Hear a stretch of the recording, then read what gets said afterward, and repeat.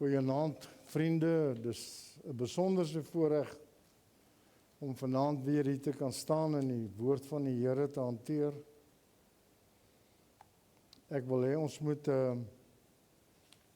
net een vers lees en dan 'n gebed doen.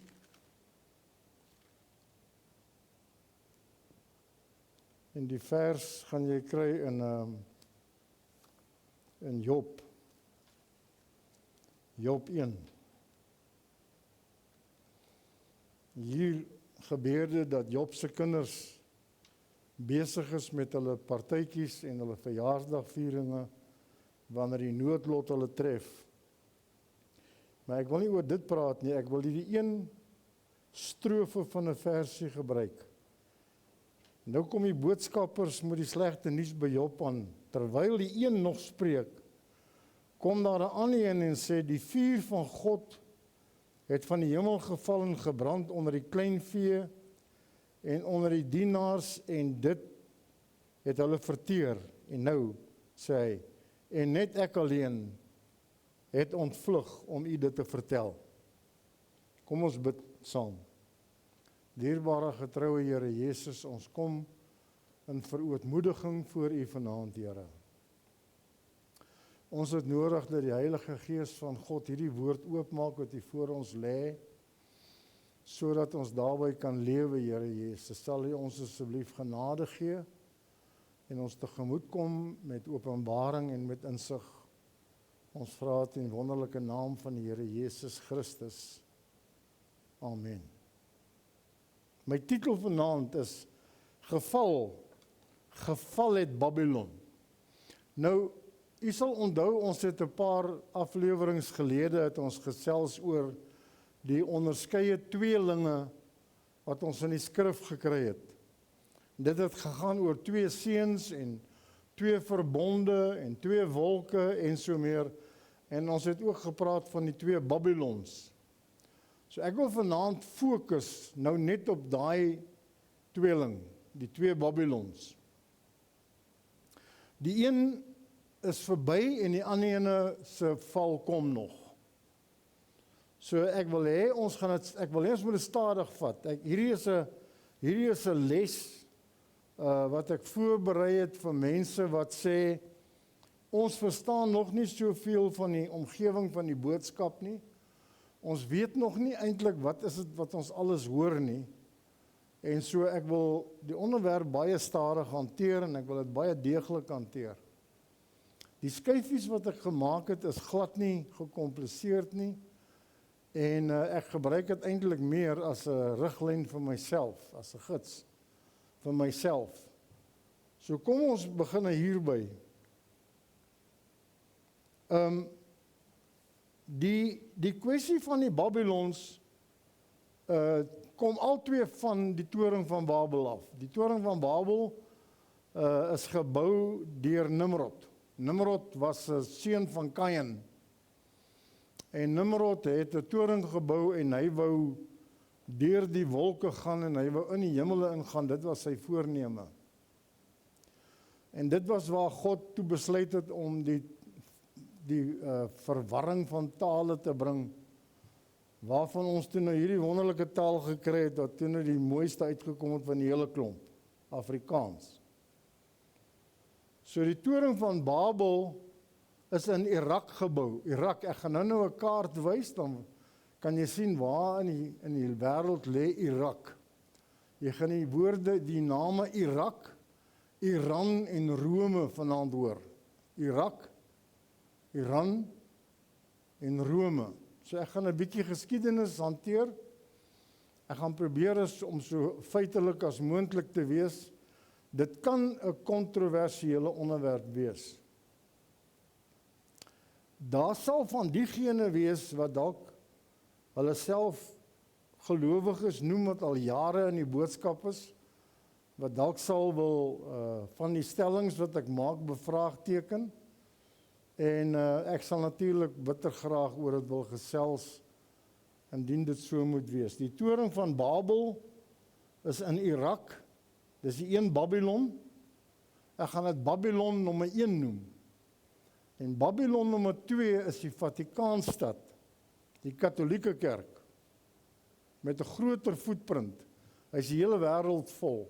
Maar in die Vatikaanstad, dit is die nes van die basilisk. Dis waar die slang se eiers gelê is.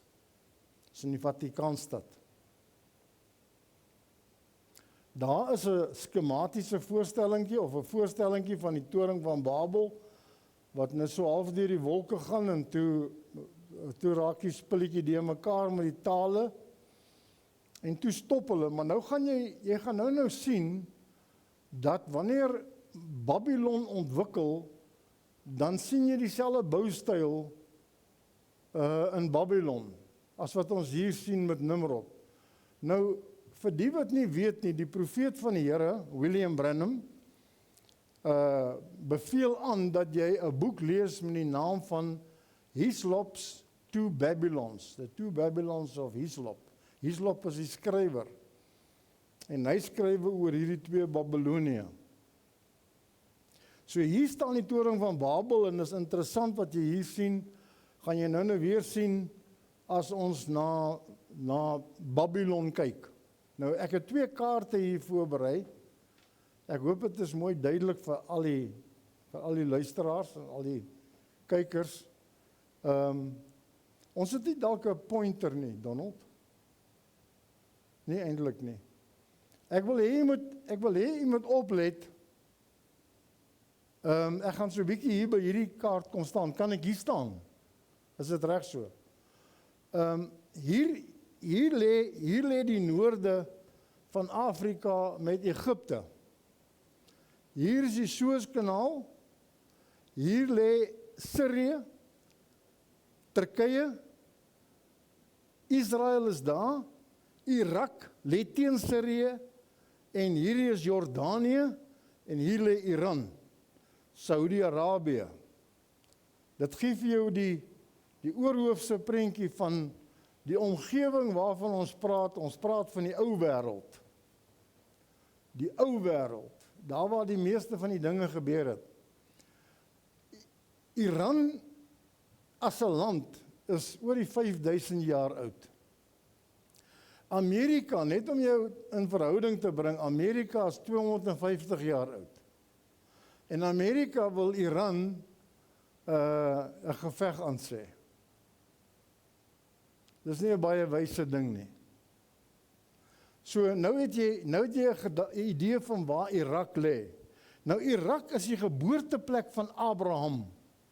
Dit is die oorsprong van die sondvloed. Dis waar Noag sy ark gebou het, is in die noorde van Irak. Dit is die tuin van Eden, is in Irak. Die tuin van Eden, as jy na die riviere kyk van Genesis, dan sal jy sien, die tuin van Eden het rondom hier gelê. Naaste by hier gelê, so in die suide van Turkye. As jy nie geweet het waar die tuin was nie, dan weet jy dit nou. Jy kan dit bank toevat, dis 'n feit. Daar's nie 'n twyfel omtrent dit nie. Daar's nie 'n twyfel omtrent dit dat Abraham daarvan afkom, Abraham die Hebreër. As Abraham oor die Efrat-rivier kom, dan noem die mense waar hy nou gaan uitkamp, noem hulle hom die Hebreër. Hebreër beteken hy wat oorgekom het, in hierdie geval nou, oor die Efrat-rivier. Hy wat uitgekom het. Luister net na die ooreenkoms van wat gebeur in die boek van Openbaring as hy sê, kom uit onder hulle uit. Hy praat met jou as 'n Hebreër. Kom uit onder hulle uit. Hy het vir Abraham gesê, kom uit onder jou mense uit. So Abraham kom van Irak af, die tuin van Eden was daar, en dit is waar Noag die ark gebou het. So dis hoe belangrik daai landstreek is. So as ons nou net in fokus op Irak, hier lê Baghdad, dit is die hoofstad van Irak, en hier lê wat bekend is as Babylon. Hierdie is Babylon. Die ou Babylon. Jy kan nie nou daar gaan kuier nie, daar's niks. Alles is vernietig. Ons gaan by dit uitkom. Hier lê Bosra, of Basrag. Bosra. Ek wil hê jy moet kyk in jou Bybel, gaan ons nou uitkom by 'n skrifgie waar hy praat oor Bosra. En dit is ook die omgewing van Edom, en Edom is Esau. So ons verstaan, ek hoop ons verstaan hierdie omgewing nou. So Irak, hulle ontvoer die Jode uit Jerusalem en die inwoners van Israel. Wat beteken dit? Hoekom sê ek die twee goed afsonderlik? So kom ons kyk net weer na Israel. Aan die suide van Israel is Jerusalem, en daar was Juda, Levi en Benjamin. En hulle het hulle self gevestig in Jerusalem, en hulle het die tempel aanbidding gehad. Die ander stamme van Israel trek toe boontoe na Sirië se kant toe, en hulle vestig hulle daar, en hulle het nie 'n tempel nie, en hulle verval onmiddellik in afgodediens, sodat die profete hulle gedurig moes vermoei en moeg maak met Israel. Hy sê nie die Jode het God verlaat nie, die Jode is Juda se kinders. Hy sê Israel is die moeilikheidmaker. Nou goed, so ons verstaan daai klein stukkie nou, né? So hulle ontvoer in Irak ontvoer hulle die mense van Jerusalem, die seuns van Juda, Levi en Benjamin. Hulle is bekend as die Jode. So die Babyloniese heerskappy stuur 'n klomp soldate af onder toe, en hulle neem hierdie mense in gevange, en hulle vat hulle Babylon toe. Vir omtrent 'n periode van 70 jaar is hulle in Babylon. Op 'n stadium kom hulle ook af en kom haal van die mense van Israel, wat hulle ook dan Babylon toe vat. Dit was koning Nebukadneser II en koning Darius II. Hulle was die konings in die periode van die gevangenskap van Israel. Nou, daar's 'n baie interessante ding omtrent Nebukadneser I. God noem Nebukadneser my knegg. Ek weet nie of jy dit al gelees het nie.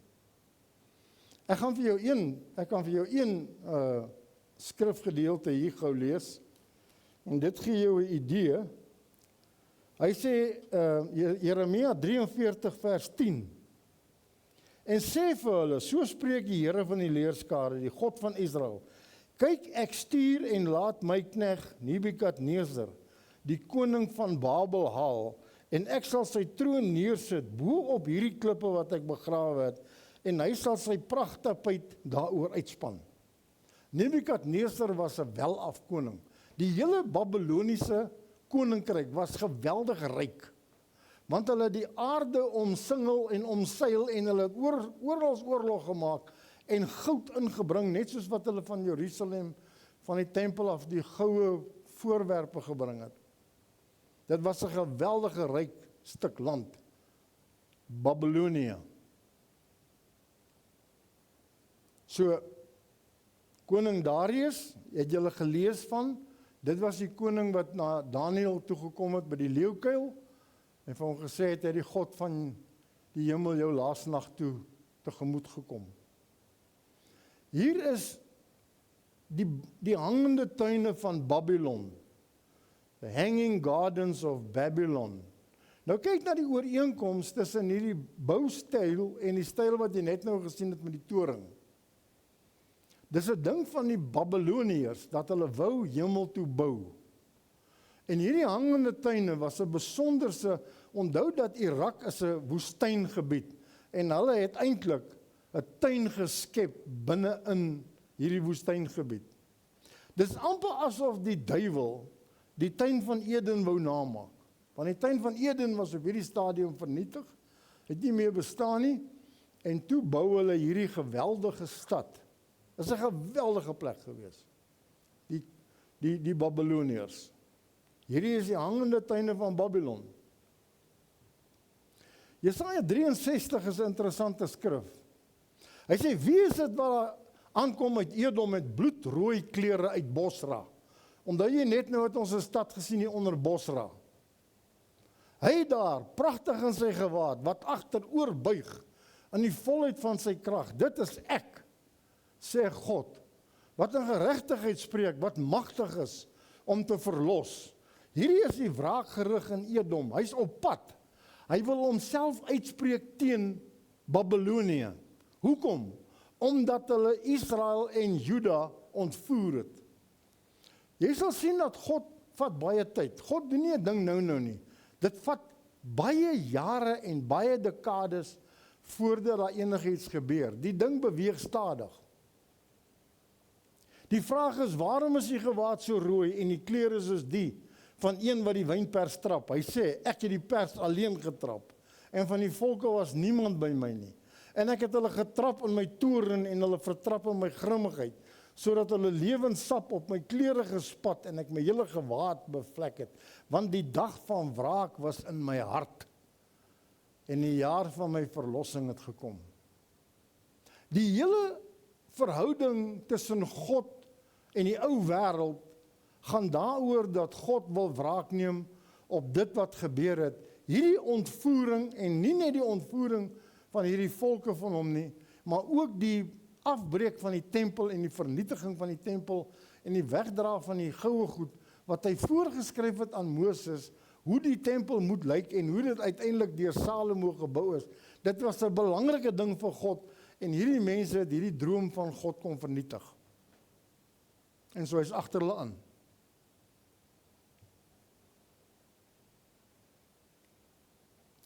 Jesaja 21, nog steeds profesie teen Edom. Dis nog steeds dieselfde woongebied. God spraak oor Duma. Daar roep een my toe van Seir af, wagter, hoe ver is dit in die nag? Wagter, hoe ver in die nag? Die wagter sê die môre kom en ook die nag. Wil julle vra, keer terug, kom. God is besig om by mekaar te maak 'n geweldige leerskare, want hy is op pad om wraak te neem. Dis wat hier gebeur. En dan sien ons 'n verwarring wat gebeur in die onlangse geskiedenis. Ek wil hê jy moet baie mooi dink oor wat ek nou sê. So die Christendom, en ons is byna aan ons neuse gelei deur die sogenaamde karismatiese beweging, wil almekaar ons aandag trek na Iran toe. Maar Iran net met hierdie storie net mooi niks uit te waai nie. Want Iran sal jy nou sien, die land van die Mede en die Perse, doen eintlik die kinders van God te guns. Deur Nebukadneser. Dis hoekom God Nebukadneser hier guns bewys. So jy gaan nou sien, dat dit wat ons aandag opgetrek word, is 'n rookskerm wat die duiwel besig is om aan mekaar te sit. Jeremia se raad is onderwerp aan die koning van Babel, en ek het die aarde, die mense en die diere wat op die aarde is gemaak, deur my groote krag en deur my uitgestrekte arm, en ek gee dit aan wie reg is in my oë. En nou het ek al hierdie lande gegee in die hand van Nebukadneser, die koning van Babel, my dienaar, ja, selfs die wilde diere van die veld, het ek aan hom gegee om hom te dien. Onthou, Nebukadneser het homself voor God verootmoedig. Nou noem God hom sy dienaar. Nou daar is 'n baie nou verhouding tussen die Babyloniese omgewing en dit wat in Iran gebeur. Iran is die land van die Mede en die Perse. Dis nie 'n Arabiese land nie, hulle praat Farsies of Persies, en dis die enigste land in die wêreld waar hulle Farsies praat. En so gebeur dit, dat op 'n stadium val Persië Babylonië in, en neem hulle, die Jode, na Persië toe.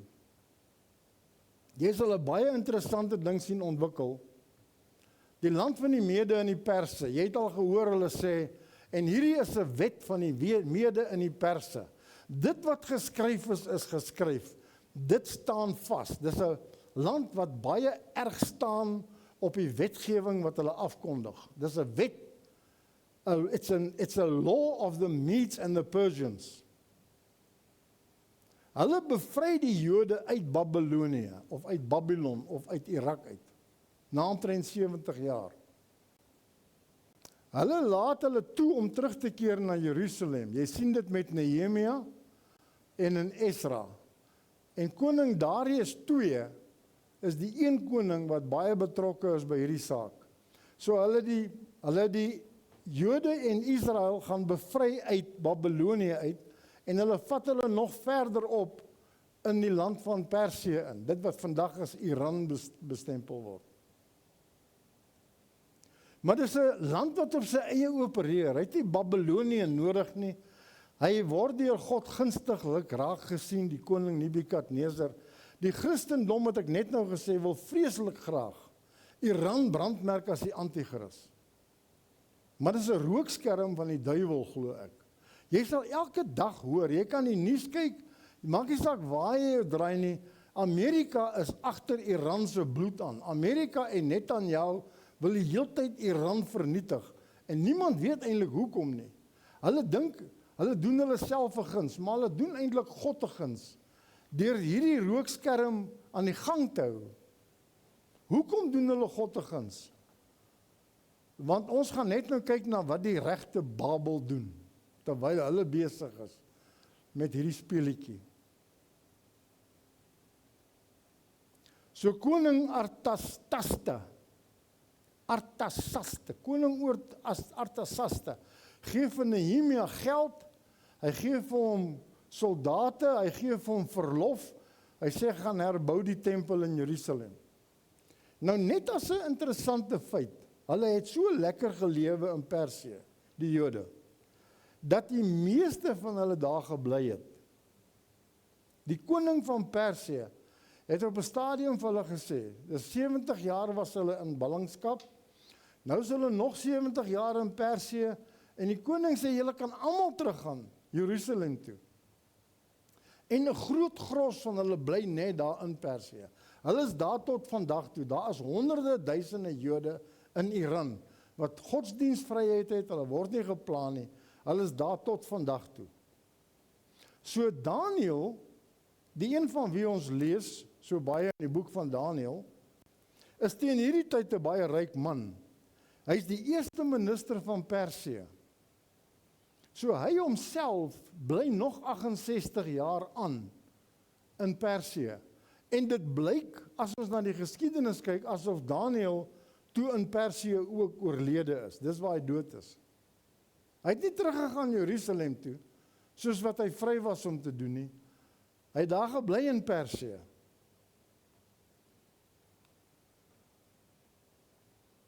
Nou kom ons by Babylon 2. Die Babylon van ons eie tyd.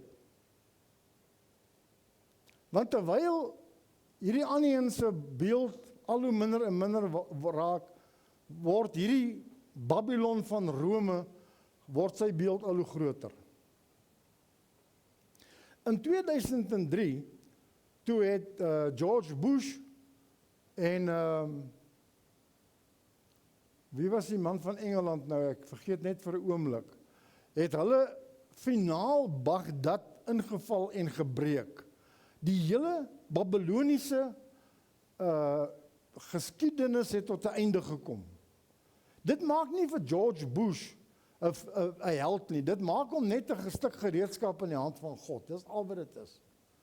So God het Babylonië uitgewis, daar is van hom niks oor nie, jy kan nie gaan kyk hoe lyk die hangende tuine nie, jy kan nie gaan kyk hoe lyk Abraham se geboorteplek nie, daar is niks, dis 'n woestynny, dis vernietig. Maar intussen tyd het hierdie koninkryk van die paus het nou sy vlerke gesprei. En vir die laaste paar 100 jaar het hy die wêreld ingeneem. En is hy vandag op 'n stadium waar hy die vernietigingswerk kan volbring as God hom sal toelaat om dit te doen. Die ding is net, God gaan hom nie toelaat om dit te doen nie. Die werklike anti-Kris is nie Iran nie, die werklike anti-Kris is die paus in sy persoon, die katholieke kerk soos wat jy die beweging verstaan.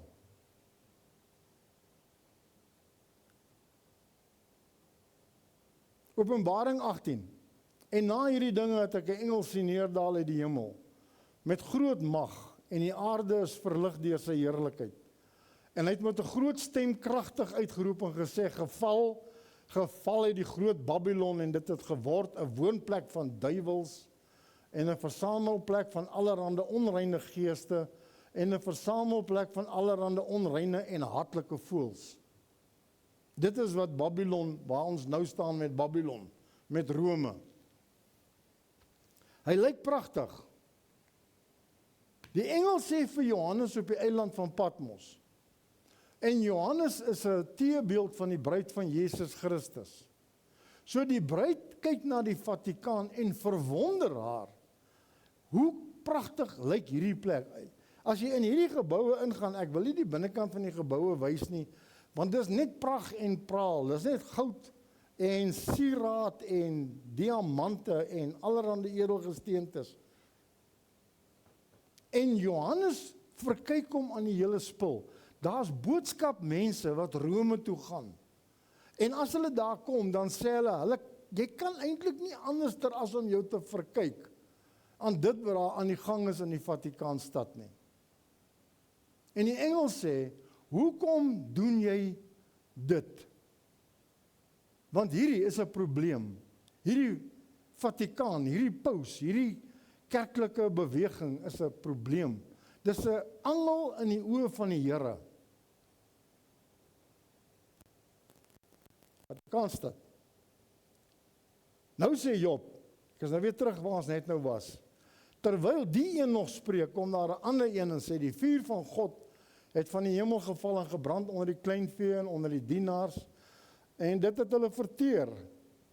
En net ek alleen het ontvlug om u dit te vertel. Liewe luisteraar, sal jy vanaand die een wees wat gehoor gee aan die skrif wat sê, kom onder hulle uit. Kom onder haar uit, sê die Here. Hy sê dit baie duidelik. Moenie deel word van hierdie gemors waaraan ons vaskyk nie. Hierdie pragt en hierdie praal, hierdie fantastiese kerkstelsel wat so wonderbaarlik aan mekaar gesit is. Kom onder haar uit, een, sodat jy die een kan word wat sê, ek het ook ontsnap. Jy moet ontsnap. Jy gaan nie net uitgejaag word, jy kan daar sit en dan gaan hulle uiteindelik vir jou sê, jy moet nou maar gaan, want jy lyk na 'n brandemite of iets. Jy sal moet vlug om weg te kom van die tentakels van die Katolieke kerk. Die skrif sê dit is 'n prostituut met 'n klomp dogters wat op die hoeke van die strate sit met snaakse name. En hierdie name van hulle is die name van hulle denominasies waaronder hulle self gevestig het. En liewe luisteraar, as jy jouself bevind in een van die denominasies, dan moet jy vlug met alles wat in jou is. Jy sê, maar ek kan nie die moed by mekaar skraap nie. Ek is so lief vir my familie wat nog hier sit. Jy moet daar uitkom. Jy moet die een wees wat sê, en net ek alleen het ontvlug om u dit te vertel. Iemand moet kom vertel van die ontvlugting, sodat ons seker is dat daar elke dag nog 'n beweging is wat positief is, sodat die koninkryk van die Here Jesus kan groei. Ons is op pad na 'n wegraping toe. Ons is op pad na die tweede koms van die Here Jesus Christus toe. Ons is op pad in ons eie hoedanigheid as 'n persoon, kan dit vannag gebeur dat God jou lewe van jou eis. Die ryk man sê, ek het my skure gebou, ek het hulle volkoring gepak, ek het 'n behoefte aan niks nie. Die engel van die Here sê vir hom, jou dwaas.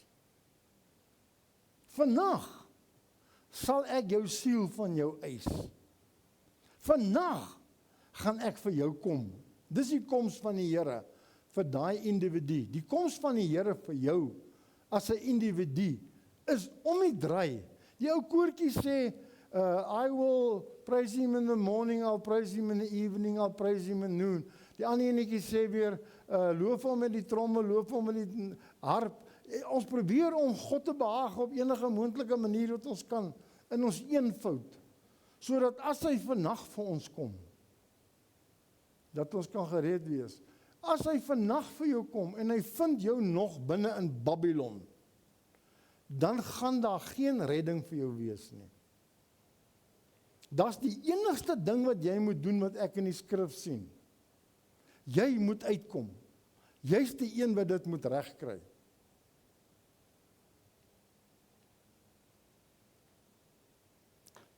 Openbaring 18, en ek het 'n ander stem uit die hemel hoor sê, gaan uit my volk, sodat julle nie gemeenskap met haar sondes mag hê en van haar pla ontvang nie. Want haar sondes reik tot aan die hemel en God het haar ongeregtighede onthou. As die Here Jesus uitgaan om Babylon te vernietig, dan moet jy nie tussen die wit perd van Jesus Christus en die koningskap van Babylon staan nie.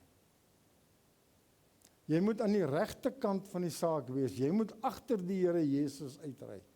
Jy sê, maar ek is die bruid, ek dink nie ek moet uitry en gaan beklei nie. Wel, ek dink ek sal dit nogal daarvan hou. Ek is nogal 'n bruid wat daarvan sal hou om te beklei vir my Here Jesus. Ek sal Joan of Arc wees.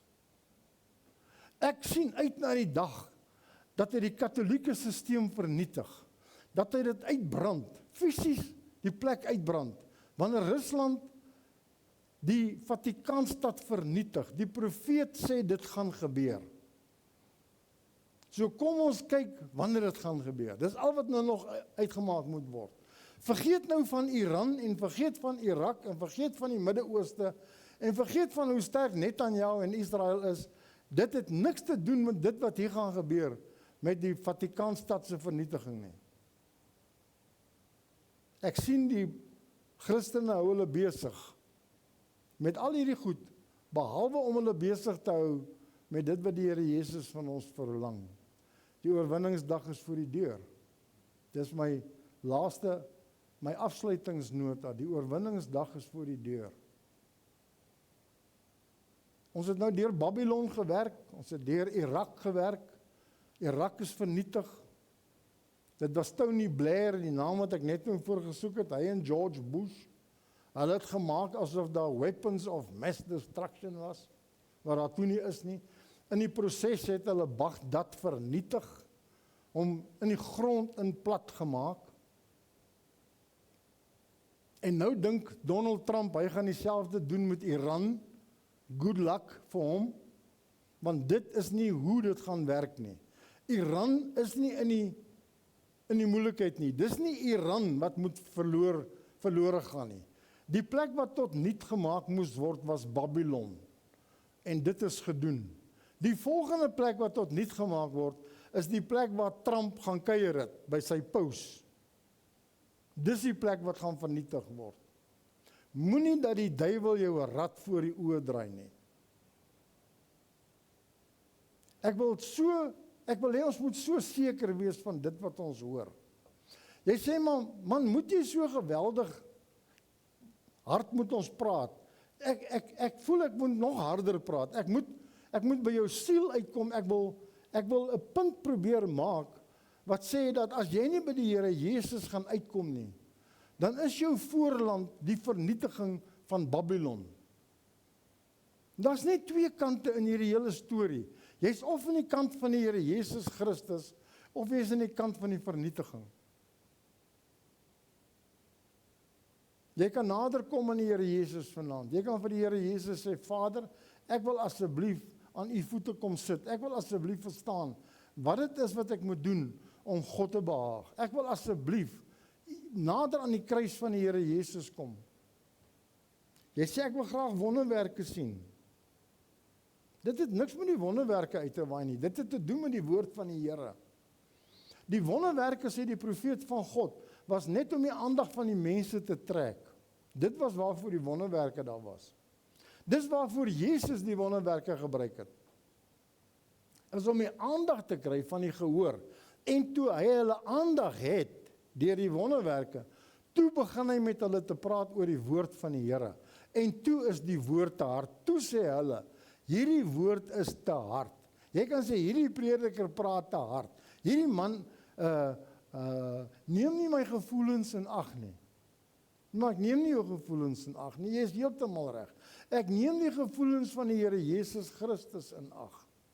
Die een wat gesterf het vir ons sondes. Die een wat gaan uitry om hierdie vernietigingswerk te beginne, om hierdie Babylon te vernietig. Dis alwaar ek vanaand belangstel. Ek stel belang dat die Here Jesus, as hy kom om my te kom haal, dat hy my kry in 'n gereedheidstoestand. En as hy uitry om hierdie ding te gaan vernietig, wil ek asseblief met hom saamry. En ek wil so graag hê, dat elkeen wat hier is vanaand, elkeen wat luister na hierdie aflewering, dat elkeen van julle ook sal gereed wees en sê, ek wil saam uitgaan, ek wil hierdie vernietiging aanskou, ek wil deel wees daarvan. Ons het nou genoeg van die onderdrukking. Ons het genoeg van die onderdrukking van die wêreldorde en van die regerings van die wêreld met hulle COVID-plannetjies en dergelikhede. Maniertjies van hoe hulle ons uitmekaar uithou. Ag, sit tog net 'n meter en 'n half van die ander een af. Dra tog net jou masker. En as jy dit nie doen nie, is jy van die duiwel, want kyk, ons almal wil ons ou kindertjies beskerm. Die leuns wat die duiwel uitdink om by hierdie ding uit te kom, is legio. So hoe vinniger hy vernietig word, hoe beter is dit vir ons almal. Sal jy asseblief vanaand vir die Here Jesus vra om jou hart oor te neem en te sê, Here, kan ek asseblief, as die prediker klaar is, net my hart vir U gee? Kan ek asseblief aan U voete sit? Sal U asseblief salf om my wonde smeer, Here? Ek het seer gekry in my lewe, my vlerke is gebreek. Ek het snye in my keel. Ek kan nie so aangaan nie. Ek kan nie. Dit wil net nie werk nie. Die drugs werk net nie meer nie. Die ontug en die losbandigheid en die gedrinkery en die gefuif in die nagte werk net nie meer nie. Die rondjaag met vinnige karre as ons gedrink is. Here, dit werk net nie meer nie. Wat is die alternatief? Wat kan ek by U kom kry? En jy kan by die Here Jesus 'n fontein van lewende water kry. Hy sê, kom, vat dit, is verniet. Kom, koop sonder geld. Kom net. Hy sê vir die vrou by die put, as jy geweet het wie met jou praat, sal jy my vra en ek gee vir jou water wat nooit sal ophou nie. Sy sê, Here, gee my asseblief van daai water. En sy was 'n heiden, sy was 'n Gentile. Die Here Jesus het 'n punt bereik, en ons gaan ander keer gaan ons daaroor praat, van hoe hy duidelik wegdraai van Israel af. Duidelik. Wegdraai van Israel af, en hom na die heidene keer. En nou is die heidene so vol van hulle self, dat hulle nie raak sien, dat die Here Jesus vir hulle gekom het nie. Vriende, dag in 'n dag kom, dat dieselfde Here Jesus na Israel gaan terugkeer, as die Messias. En op daai stadium gaan hy die grondgebied van Israel tot sy reg laat geskied. Nie dit wat Netanjahu doen nie, dit wat die Messias gaan doen. So die Messias gaan weer teruggaan na die Jode toe. Die oomblik wat hy terugdraai na die Jode toe, dan is dit weer vir die heidene te laat. Ek is seker jy verstaan presies wat ek sê, liewe luisteraar. Daar kan geen onduidelikheid by jou wees nie. Dat ek pleit vir jou siel.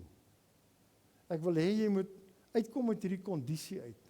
Hierdie kondisie van Babylon. Want die paus is die leier van Babylon. As jy in hierdie kondisie aanhou, dan staan jy direk onder sy bevelvoering. Dan is jy 'n soldaat van die paus teen die Here Jesus Christus. Dit is hoe ernstig die saak is. Kom ons bid. Getroue, dierbare Here Jesus. U was die stille toehoorder hier. U het gehoor wat gesê is, Here. U het gestaan reg hier langs my.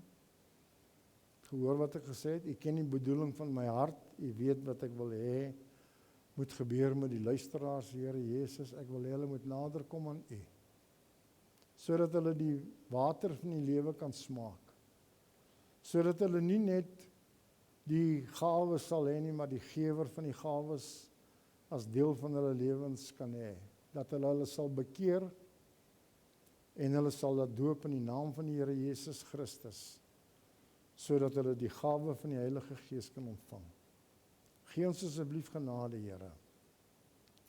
Hierdie gesprek is net gemaak vir mense wat nog jonk is in die Here, wat nog baie het om te leer van die omgewing waarin ons onsself bevind. Mag hulle vanaand verryk word hierdeur, asseblief, getroue Here Jesus. Ek vra dit in die naam van die Seun van God. Amen. Dankie mense, waardeer julle tyd en julle aandag. Mag die Here julle ryklik seën.